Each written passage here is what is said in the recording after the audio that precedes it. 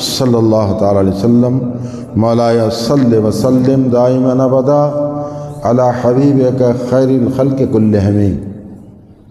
معزز حاضرین و محترم سامعین، خطبہ کے بعد میں نے قرآن کریم کی مشہور آیت کریمہ کی تلاوت کا شرف حاصل کیا۔ آج میری تقریر کا عنوان ہے ذکر الہی۔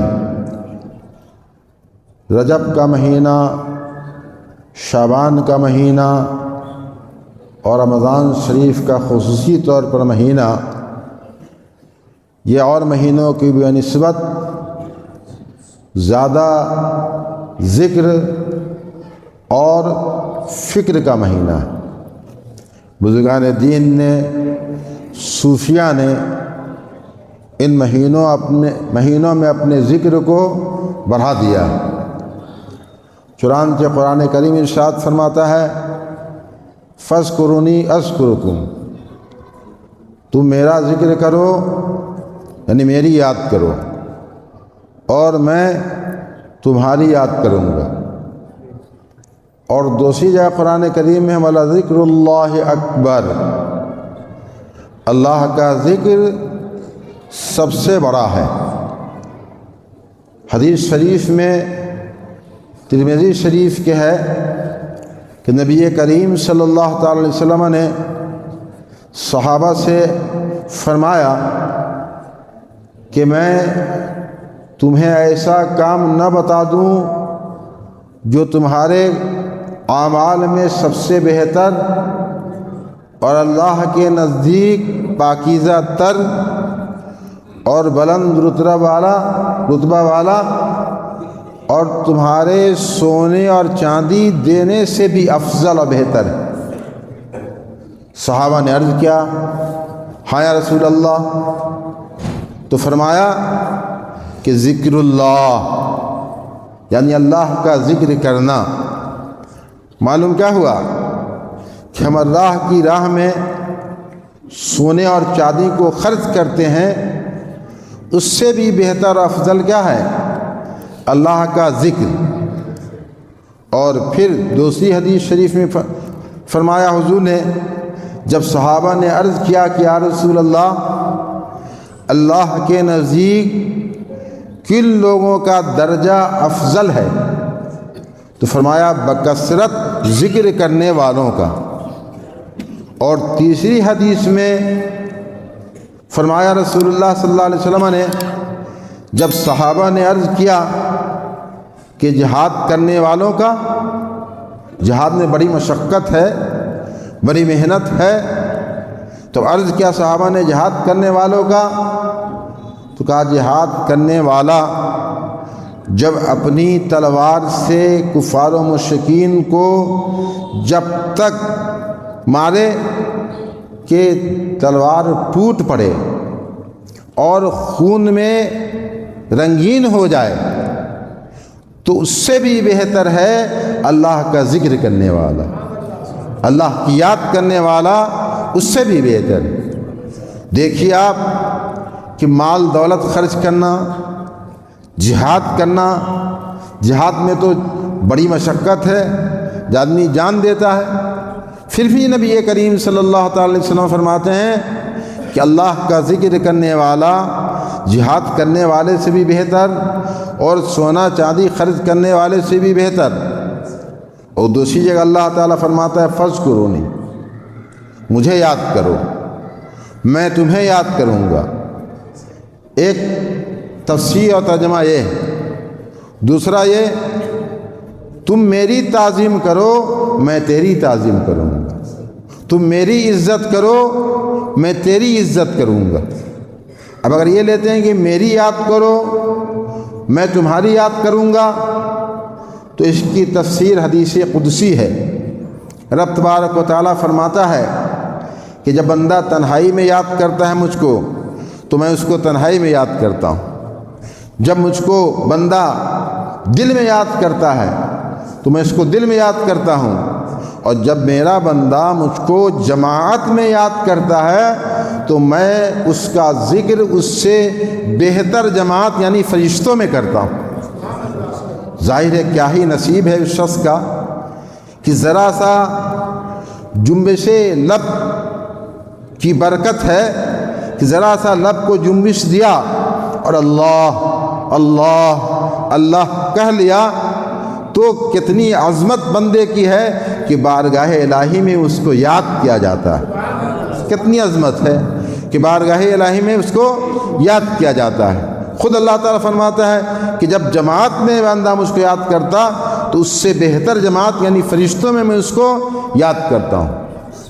اور ذکر کے بڑے فائدے ہیں۔ ذکر جو ہے اللہ کا تو سب سے ذکر اعلیٰ، ذکر کے افراد ہیں تو سب سے اعلیٰ فرد ذکر کا کیا ہے؟ نماز ہے۔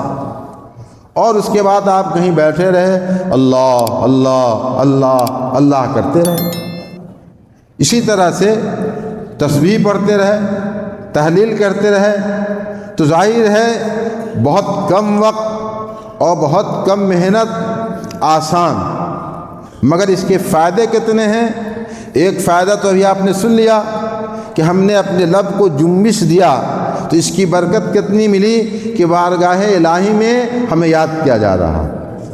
اور دوسرا فائدہ ذکر کیا ہے؟ اللہ تبارک و تعالیٰ ارشاد فرماتا ہے الا بذکر اللہ تطمئن القلوب، اے میرے بندو سنو، میری یاد سے، اللہ کی یاد سے دلوں کو چین ملتا، دلوں کو سکون ملتا ہے۔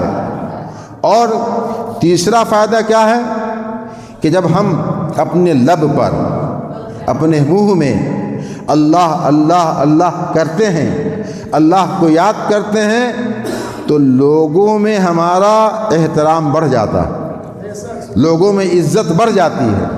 گاؤں دیہات جہاں بھی دیکھیے گا جو آدمی تسبیح پڑھتا رہتا ہے تو ہمیشہ اگر تسبیح ہاتھ میں ہے اور ریاکاری نہیں ہے تو اس بندے کی عزت عظمت اللہ لوگوں کے دلوں میں ڈال دیتا ہے۔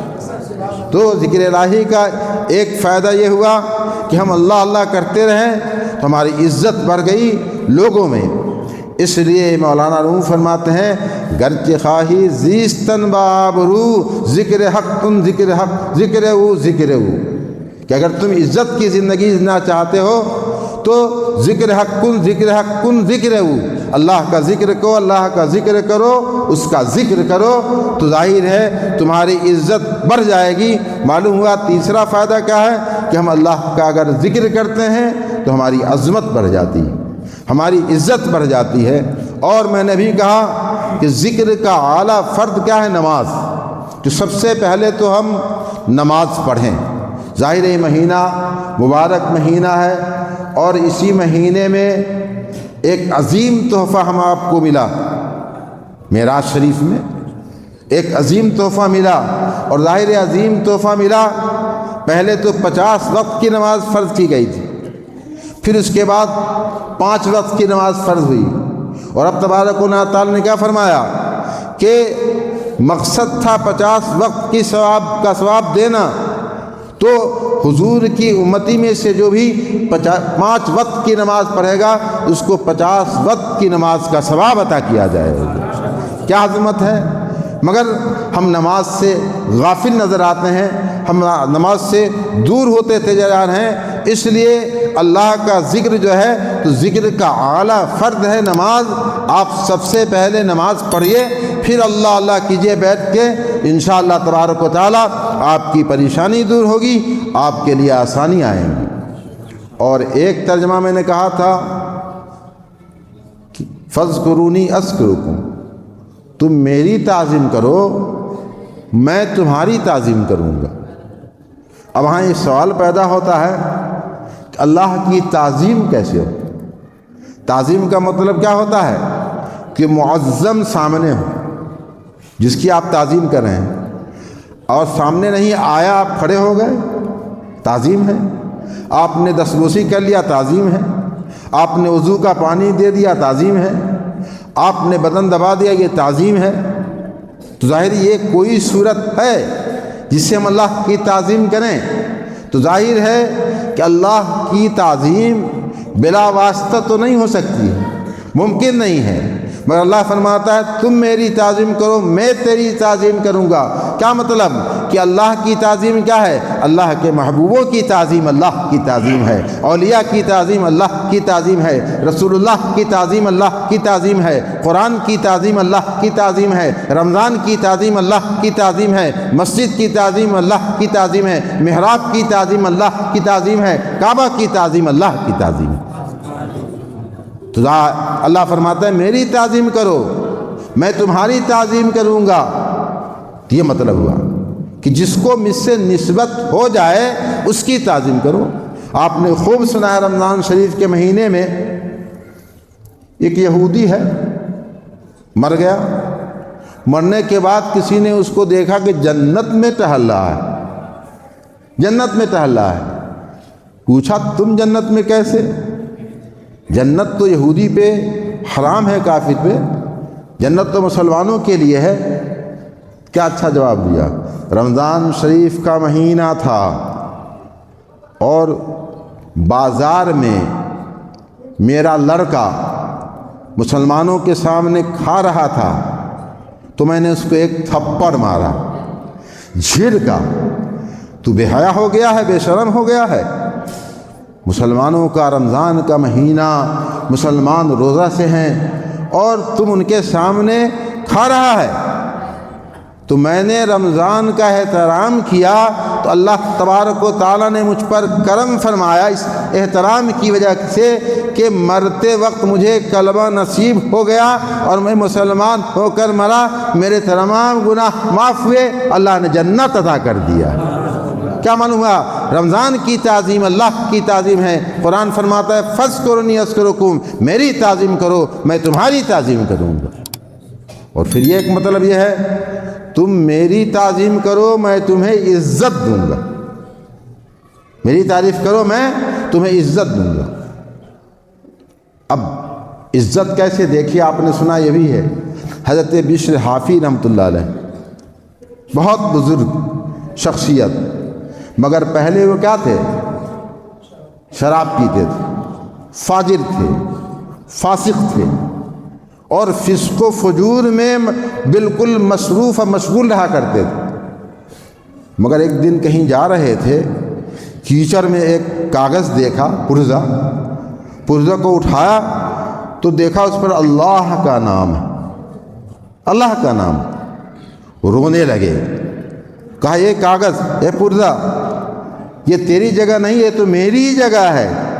بشر حافی رحمۃ اللہ فرمایا صاف کیا اور عزت کی جگہ محفوظ سے رکھ دیا تو رب تبارک و تعالیٰ نے اس ادب کو قبول کر لیا اور اس ادب کی وجہ سے انہیں توبہ کی توفیق دے دیا اور توبہ کی تصدیق دے دیا تو بارگاہ نبی میں حاضری ہوئی اور اولیاء کاملین میں ان کا شمار ہونے لگا۔ قرآن فرماتا ہے فاذکرونی اذکرکم، میری تعظیم کرو میں تمہیں عزت دوں گا۔ رب تبارک و تعالیٰ نے عزت دے دیا بشر حافی کو کہ اولیاء کاملین میں ان کا شمار ہونے لگا۔ دوستو، ذکر الہی بہت اہم چیز، بڑی اہمیت رکھتی ہے، اس لیے آپ اللہ کے ذکر میں لگے رہیں۔ اور دوسرا جز کیا ہے؟ یا ایھا الذین آمنوا فاذکرونی اذکرکم واشکروا لی ولا تکفرون، میرا شکریہ ادا کرو، ناشکری نہ کرو۔ ایک بات صرف عرض کر کے بات ختم کروں گا، شکریہ ادا کرنے کے لیے دو چیزیں ضروری ہیں، ایک یہ کہ آدمی اپنی حقیقت کو نہ بھولے، اور دوسری چیز کیا ہے کہ ہمیشہ اپنے سے نیچے کو دیکھے، اوپر والے کو نہیں دیکھے، ہمیشہ اپنے نیچے والے کو دیکھے، اپنی حقیقت کو نہ بھولے، پہلی چیز ہے۔ کیوں؟ اس لیے کہ جو اپنی حقیقت کو بھول جاتا ہے وہی فرعون نظر آتا ہے، جو اپنی حقیقت کو بھول جاتا ہے وہی نمرود ہو کر کے نکلتا ہے، جو اپنی حقیقت کو نہ بھول جاتا ہے شداد بنتا ہے، مگر جو اپنی حقیقت کو نہیں بھولتا ہے وہ غوث اعظم ہو کر چمکتا ہے، غریب نواز ہو کر ابھرتا ہے۔ اور دوسری چیز کیا ہے کہ ہمیشہ اپنے سے نیچے والے کو دیکھیں۔ اس لیے اوپر والے کو آپ دیکھیں گے تو شکریہ ادا نہیں کر سکتے،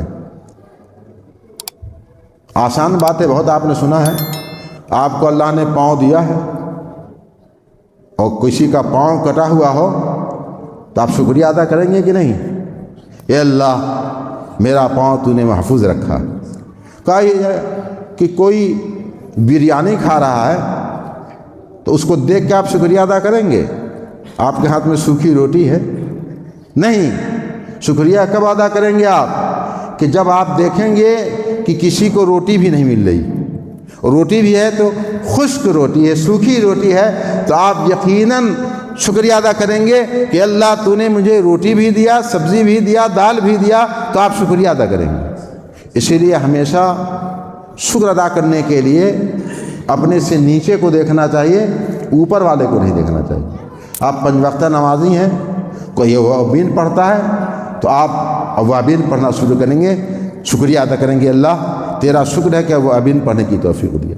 ظاہر ہے آپ تہجد نہیں پڑھتے، کسی تہجد پڑھنے والوں کو دیکھیں گے تو آپ کا دل مائل ہوگا، پھر آپ تہجد گزار ہو جائیں گے تو آپ شکریہ ادا کریں گے۔ تو ہمیشہ 2 باتیں، ایک تو یہ شکریہ ادا کرنے کے لیے اپنی حقیقت کو ہمیشہ یاد رکھنا چاہیے، اور دوسری بات یہ کہ ہمیشہ اپنے سے نیچے والوں کو دیکھنا چاہیے، اوپر والے کو نہیں۔ ڈاکٹر اقبال نے شعر میں کہا، اس کا مفہوم کیا ہے کہ اگر آپ دیکھیں گے دنیا میں لوگوں کو تو آپ لاکھوں سے بہتر نظر آئیں گے، لاکھوں سے بہتر نظر آئیں گے۔ تو ظاہر ہے کہ لاکھوں سے بہتر اور ہزاروں سے کم درجے کے نظر آئیں گے۔ تو ظاہر اللہ تبارک و تعالیٰ نے آپ کو نوازا ہے، خوب نوازا ہے، اس لیے ہمیشہ اپنی حقیقت کو یاد رکھیے۔ اور یہ رجب کا مہینہ ہے، شعبان کا مہینہ، رمضان کا مہینہ، اس میں اپنے ذکر کو بڑھا دینا چاہیے۔ شعبان میں بھی، رمضان میں بھی، خصوصاً رمضان شریف میں تو بزرگان دین کیا کرتے تھے؟ ہمیشہ تلاوت، ہمیشہ تلاوت، ہمیشہ قرآن کی تلاوت اللہ اللہ کرتے رہتے تھے۔ اس لیے حاضرین سامعین، ہمیں اور آپ کو ضرورت ہے، دنیا اور آخرت کو چمکانا ہے، روشن کرنا ہے، تو سب سے پہلے نمازی بنیے، اور نمازی بن جائیے، پھر ذکر کو بڑھا دیجیے، اپنی عبادت کو بڑھا دیجیے، رب تبارک و تعالیٰ کرم فرمائے گا۔ وآخر دعوانا